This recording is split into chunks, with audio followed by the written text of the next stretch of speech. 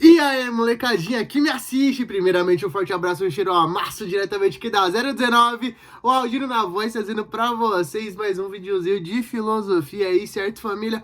Hoje vamos falar sobre o começo de tudo, certo? Vamos falar sobre a escola jônica, os primeiros filósofos, e se você não sabe nada de filosofia, você começa por aqui nesse vídeo, porque esse é o começo da tradição ocidental, esse é o começo da nossa filosofia ocidental. Mas, primeiramente, se você não é inscrito nesse canal, eu peço que você se inscreva aqui embaixo, já chega fortalecendo nós da hora com o joinha aqui no começo do vídeo.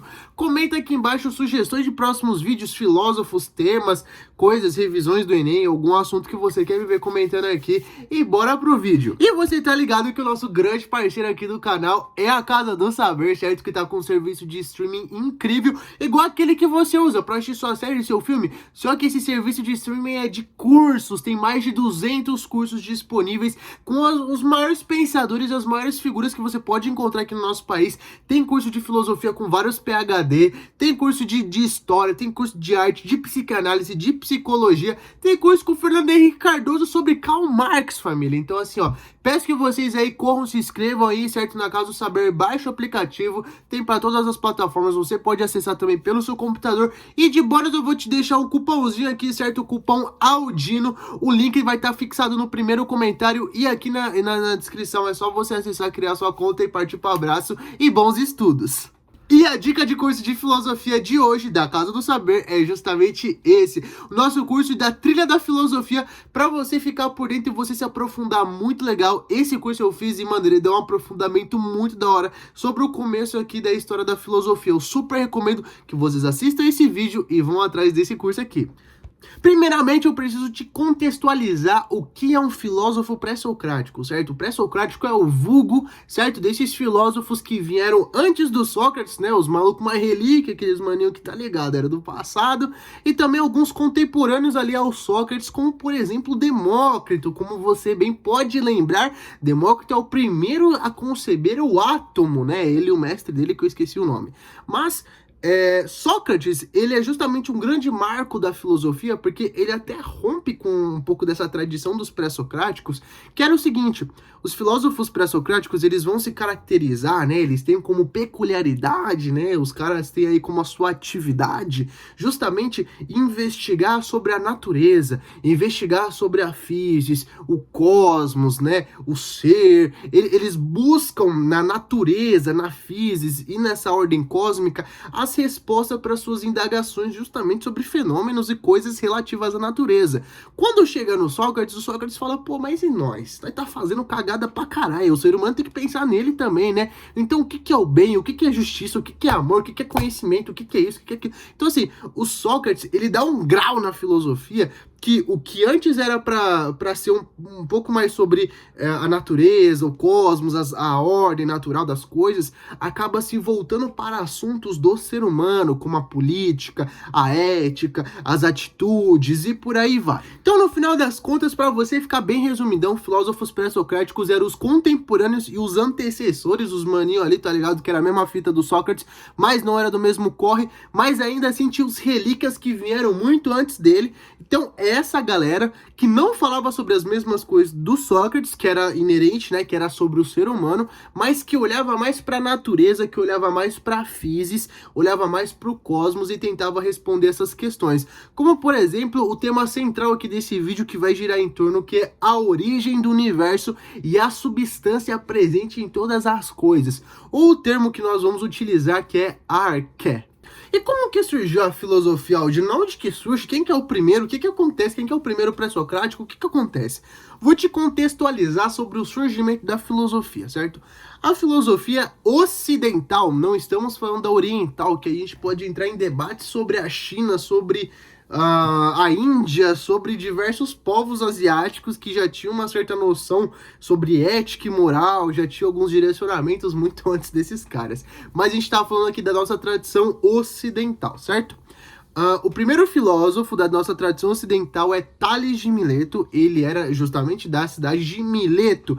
Mileto é uma cidade que fica ali mais ou menos na Ásia Menor. Ou seja, tinha um intercâmbio muito forte. Esses caras tinham um peão muito forte com os egípcios e com os babilonos, os assírios, aquela galera ali no Oriente Próximo, tá ligado? Então toda essa rapaziada aí, certo, que curtia construir uns bagulho gigante no meio do deserto, no meio do nada, essa galera que desviava vários rios pra fazer uns canal de irrigação, essa galera que adorava uns deuses com cabeça de animal, essa galera mais ou menos por aí mesmo. Esse rolê acontecia tudo junto, certo? É o encontro de Liberdade, Itaquera... Itaquera. Enfim, havia um intercâmbio muito forte, né? E, obviamente, um intercâmbio cultural.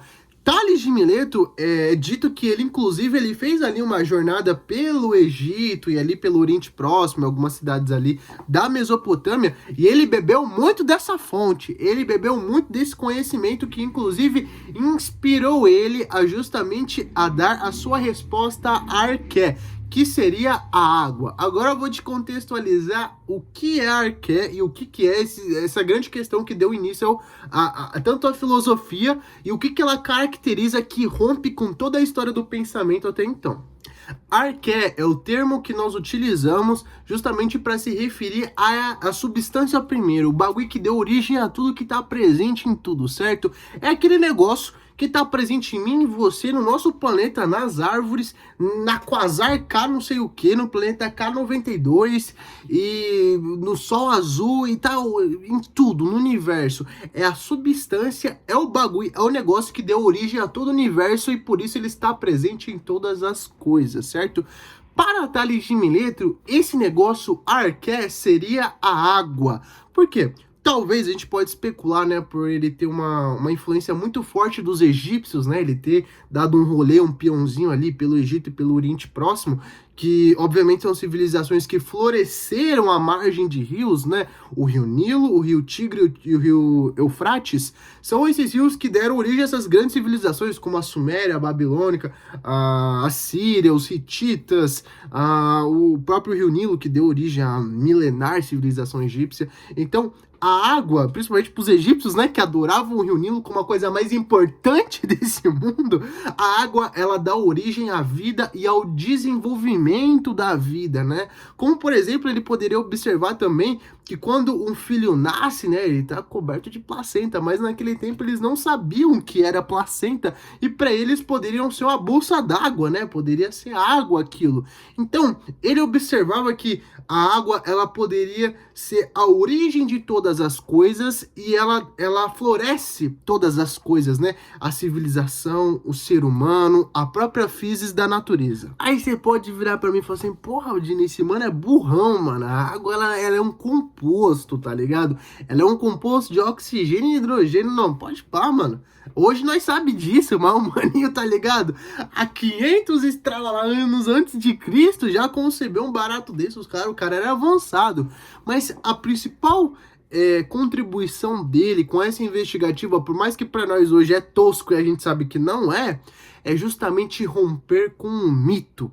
Porque até então, toda a tradição do pensamento, né, por mais intelectual que fosse, toda a tradição de pensamento bebia de uma certa fonte divina, sempre era uma sabedoria divina, sempre recorria aos deuses, sempre recorria a qualquer coisa. Essa tentativa de Tales de tentar raciocinar qual é a origem do universo e essa origem estar presente em todas as coisas que existem nele é uma quebra de forma de pensar gigantesca. E é justamente nessa tentativa de quebrar com o mito, muito bem sucedida, né? Por mais que a informação hoje a gente saiba que ela não procede, mas esse ato de tentar explicar o universo e todas as coisas que nele existem sem recorrer a algum deus, sem recorrer a alguma coisa divina, é justamente isso que declara o início da filosofia, é justamente essa supervalorização da razão, essa tentativa de racionalizar o universo que configura a filosofia, né? Inclusive, fazendo um parênteses, né? O Russell, no seu livro História da Filosofia Ocidental, no volume 1, sobre a filosofia antiga, ele fala ali, né, que para ele a concepção dele de filosofia é alguma coisa que está entre a teologia, que é pura especulação, e a própria ciência, que é verificável, que é empírica. Então, a filosofia ela é uma coisa que vai transitar por esses campos que uma hora é verificável e outra hora não é verificável. Então, só do Tales ele conseguir conseguir dar o primeiro passo de especular e tentar racionalizar o universo, ali ele funda a filosofia. Mas não pense você também que o Tales, depois dele ter racionalizado dessa forma, dele ter... Porra, sou foda, virei filósofo. Não, o termo filosofia só vai nascer lá com Pitágoras, alguns anos depois. Então, assim, ele mesmo não sabia que era filósofo. Bom, e como eu falei pra vocês, o Tales de Mileto, ele era ali um misto entre um cientista e um filósofo. Então, ele não se dedicou exclusivamente a apenas pensar a arqué. Ele se dedicou também à matemática, ele se dedicou muito à astronomia e diversas outras áreas das ciências que hoje nós conhecemos como ciências exatas. E por mais que a filosofia seja o puro suco da humanas, ele era um grande misto, ele não diferenciava a filosofia da astronomia ou a filosofia da ciência. Dando seguimento aí, certo, na nossa cronologia da história da filosofia, temos ele, que é um dos caras que eu mais gosto, assim, desse período pré-socrático, que é justamente Anaximandro de Mileto. Olha que nome bonito pra você colocar no seu filho, Anaximandro de Mileto.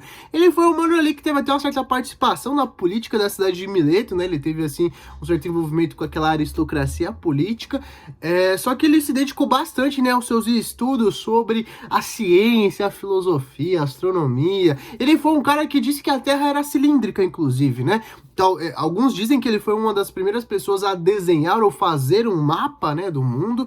Então, assim, esse cara, ele era foda, ele era bem cabeça. E a investigativa dele em torno da arqué é uma das mais incríveis, uma das mais criativas, vamos dizer assim, né? Sua teoria em torno da arqué se chama apeiron, certo? É um conceito meio metafísico, meio abstrato, que ele realmente deu mais características, né? Ele deu mais critérios, assim, ele descreveu mais do que ele explicou sobre, né, assim, porque muita coisa dele também não sobreviveu para os nossos dias, então a gente tem breves relatos muito sobre Aristóteles que falaram deles, mas se eu não me engano, de Anaximandro ainda sobrou alguns trechinhos, algumas coisas de um poema dele falando sobre a physis, né, mas enfim...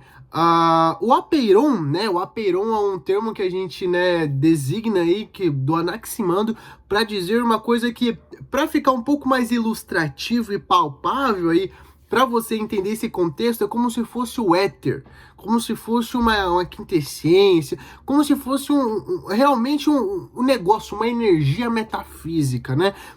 Ela não é visível, né? Ela não é acessível aos nossos sentidos, né? Você não enxerga, você não escuta, você não cheira, você não sente o gosto. Você só consegue acessar esse conceito através da razão, racionalizando justamente toda essa questão da arqué. E é uma coisa, né? É um conceito que designa uma substância, né?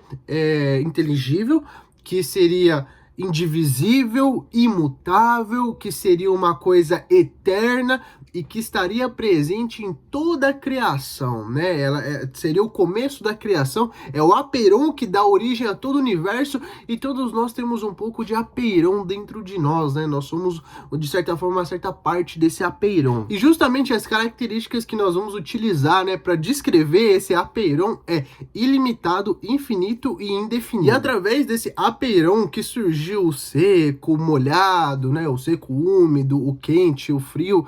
Então, a partir desse apeiron surgiu os opostos que deram origem a todos os cosmos, né, que deram origem a tudo que nós contemplamos na nossa natureza e em nós mesmos. E realmente, não se assuste se tiver um pouco nebuloso, se tiver meio embaçado, se tiver meio... não tô entendendo muito bem, porque realmente é um conceito que ele é abstrato, ele é realmente uma coisa que a gente só consegue pensar como uma essência, como, sei lá, uma energia, como um éter, um negócio, porque ele realmente ele não tem uma forma definida. Ele só é um princípio que está presente em todas as coisas e que gerou todas as coisas. Então, se talvez esteja um pouco abstrato na sua cabeça, relaxa, porque é assim mesmo. E para finalizar essa tríade, certo, da escola jônica, vamos falar de Anaximenes, certo? Aquele que fecha, e é meio que o avatar, é o mano que vai falar sobre o ar. Para ele, o ar é a arqué, porque o ar está presente em tudo. Inclusive, foi ele que começou com essas ideias aí, não foi ele que começou, mas ele foi um dos caras que fundamentou essa ideia de terra plana, certo? Ele acreditava que a terra era meio achatada, assim, e era em volta de ar em tudo. E ele acreditava que o ar era a origem do universo e tudo, porque o ar ele pode se condensar e se tornar água, ele pode se condensar mais ainda e virar gelo, né? Ou seja, sólido, terra. E o fogo seria um ar rarefeito, né? Seria uma rareficação do ar mesmo, uma materialização do ar em um outro estado físico. Enfim, o Anaximenes ele vai associar justamente o ar e as suas formas de transmutação, vamos assim dizer, de uma forma meio alquímica, como a origem do universo e a origem do cosmos, porque o ar ele é como se fosse um coringa, ele pode estar presente em tudo de diversas formas diferentes. E uma das frases dele que nós podemos parafrasear aqui com toda a licença, certo? Para você entender um pouco mais o que ele queria dizer como o ar, ele associava a nossa própria alma ao ar. Veja bem o que ele diz nessa frase. Como nossa alma, que é ar, soberanamente nos mantém unidos, assim também todo o cosmos, sopro e ar o mantém. E esse foi mais um vídeo, espero que você tenha entendido, espero que você tenha gostado, certo? Também não vou deixar de te indicar a leitura Filosofia para Becos e Vielas, esse aqui é meu livro, certo? Para você ter uma timeline contínua da história da filosofia, partindo justamente de Tales de Mileto e chegando a Jean-Paul Sartre, o existencialista, certo? Ele morreu ali mais ou menos na década de 80, provavelmente você conhece uma pessoa da década de 80, então não é muito antigo assim, por assim dizer, né? Em comparação, por exemplo, com o Tales, que é 2500 e tralala anos pra trás. Enfim, espero que você tenha gostado, espero que você tenha se divertido, certo? Procure aí na sua livraria mais próxima, também disponível na Amazon, e-book e todas as plataformas digitais. Um forte abraço, um cheiro, uma massa.